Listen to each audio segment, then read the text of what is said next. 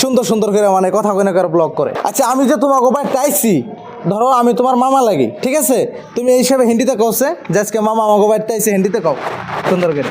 Hi guys, आज हमारा मामा हमारा घर पे आया ब्लॉग बनाने के लिए और मुझे बहुत ही खुशी हुआ।